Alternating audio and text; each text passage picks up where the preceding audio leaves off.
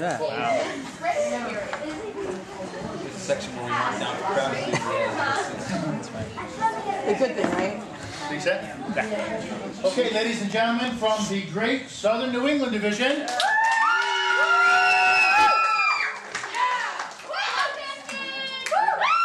Christine Belanger. Yes.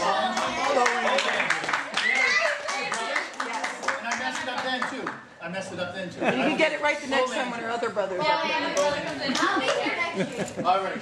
There is another So let's give attention to Christine this afternoon. We know the stories of our fathers and mothers, and the angels that visit them with the words of God. I believed and imagined those stories for myself all my life, envisioning the cursed Hagar alone in the desert, finding comfort in the angel of the Lord, who promised her a son that would father thousands. A mother Sarah, laughing as she listened to the angel's predictions of her own womb. In my thoughts upon my pallet at night, I conjured the images of heavenly men appearing to our fathers and mothers, with Jacob as he gripped and sweated through the night. I wondered what kind of man dares to touch, let alone clutch and tear at the flesh of God. What sorts of organs fill a man who demands a blessing from his maker? As a girl about my work, I played the scenes of my mother's triumphs, never daring to count myself among them. Rahab, who defied her countrymen to protect and join our nations of promise. To me, she was a secret agent. When her home was visited by Joshua's men, she recognized the marking of God, and in a moment forsook her heritage to fund their victory.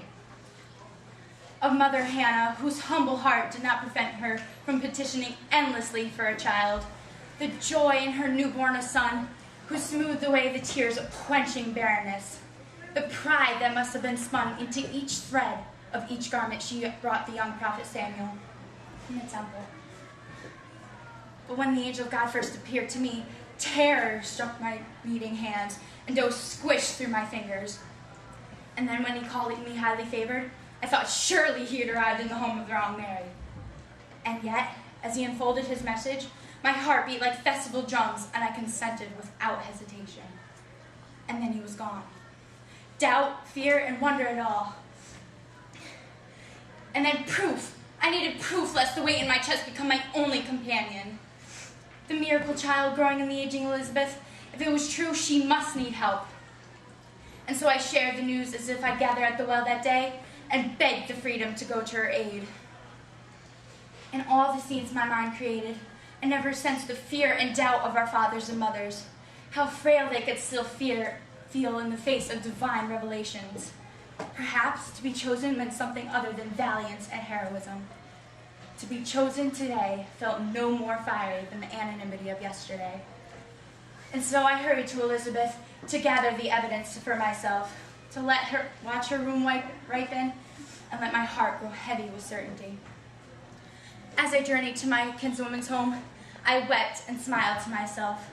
I touched my belly and wondered if it received its divine spark, or if I would feel life enter me. I cried for chosen innocence that would soon invite bitter rejection. I cursed my weakness and pleaded heaven for the courage of my mothers.